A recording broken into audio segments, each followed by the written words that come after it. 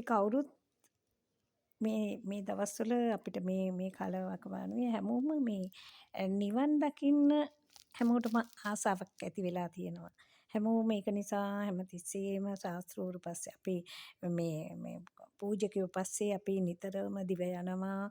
අපි ගිහින් අපි මේ හොයන්නේ මොකද්ද කියලා අපි නිකන් හරි අපි කවදාවත් හිතන්න ඕනේ ඇයි කියලා අපි මේ පූජකයෝ පස්සේ ගිහින් අපි මොකද්ද මේ හොයන්නේ? අපි හොයන්නේ නිවනක් හොයනවා. අපිට නිවනක් ලැබුණාද අද වෙනකම්? ඒක පොඩ්ඩක් හිතලා බැලුවොත් නිවන හොයන්න එකක් නෙමෙයි කියලා බුදුරජාණන් වහන්සේ දේශනා කරලා තිනවා.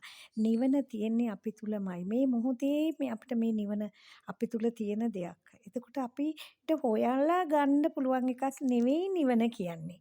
ඒක නිසා අපි පූජකයෝ පස්සේ දුව ගිහින් මේ කියන ඒවා කර ඉන්න එකක් නෙවෙයි නිවන කියන්නේ. නිවන කියන්නේ අපිට පුද පූජා පවත්ලා අඬා වැටිලා ඉල්ලලා හම්බ වෙන එකකුත් නෙමෙයි. එහෙමනම් අපිට හොඳ කල්යාණ මිත්‍රයෙක් ඉස්සෙල්ලා මුණ ගැහෙන්න කියලා බුදුරජාණන් වහන්සේ දේශනා කරලා තියෙනවා.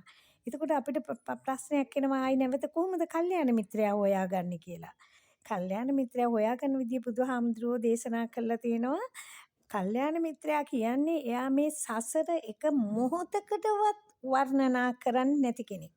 සසරේ කිසිම තැනක නවතින්න අහුවෙන්න අල්ලගන්න දෙයක් නැති බව දේශනා කරන ශාස්ත්‍රඥ වහන්සේ අපේ පූජක වරේ කල්යාණ මිත්‍රෙක් හම්බුනොත් අන්න ඒක තමයි කල්යාණ මිත්‍රයා හරි කල්යාණ මිත්‍රයා මුණ ගැහුණා කියලා කියන්නේ.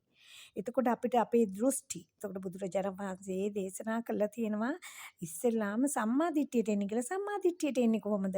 ඇසීමෙන් අහලා දැනගන්න ඕන අපි. අහලා දැනගන්නේ මොකද්ද? දැන් මට ප්‍රශ්නයක් තියෙන්න ඕනේ, තමාට ප්‍රශ්නයක් තියෙන්න ඕනේ. තමා කවුද? මොකද්ද නිවන කියන්නේ කියලා ඉස්සෙල්ලා අහගන්න. ඒක අහගන්න නම් අපි මේ කල්යාණ මිත්‍රයා මේ සම්මා දිට්ඨියටපත් වෙන ක්‍රමේ සක්කාය දිට්ඨියන ඉස්සෙල්ලා බුදුරජාණන් වහන්සේ නැති කරන්න කිව්වේ.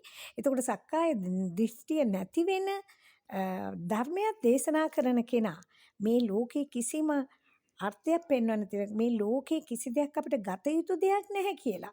මේ ලෝකේ අපි දැකලා නැහැ, පෙනිලා නැහැ, ඇහිලා නැති මේ දෙයක් කියලා අපිට කාගෙන් හරි ඇහෙනවනම් අපිට ඊට පස්සේ අපිට පුළුවන් විමසලා අපි එතනින් පටන් ගන්න පුළුවන් මොකද්ද කියලා මේක හොයාගන්න Taman තුලින්. බුදුරජාණන් වහන්සේ කිව්වේ කල්යාණ මිත්‍රයා හම්බ වෙන්න කියලා මේක අහගන්න විතරයි. බුදුරජාණන් වහන්සේ කියපු දෙයක් අපිට අහගන්න වෙන්නේ කල්යාණ මිත්‍රයෙක්ගේ. මොකද අපිට තාම බෑ අර පොත් කියවන්න ත්‍රිපිටකය කියලා තේරුම් ගන්න බෑ. ඒව කියවලා දැනගෙන හේතුඵලය දැකලා අවබෝධ කරගත්ත කෙනෙක් කවදාවත් අපිට කියන්නේ මේ ලෝකයක් බාහිර පවතින බවක් මේවා යමක් දෙයක් අපිට කවදාවත් හම්බෙලා තියෙන දෙයක් දෘෂ්ටි ගැලවෙන්නම කතා කරන කල්යාණ මිත්‍රයෙක් හම්බුනොත් එයා තමයි ඇත්තටම මේ සුවයටපත් වෙන්නේ. මේ නිවීමටපත් වෙන්නේ. ඒක නිසා අපි හොඳ කල්යාණ මිත්‍රෙක් හොයාගන්න උත්සාහ කරන්න. තෙරුවන් සරණයි.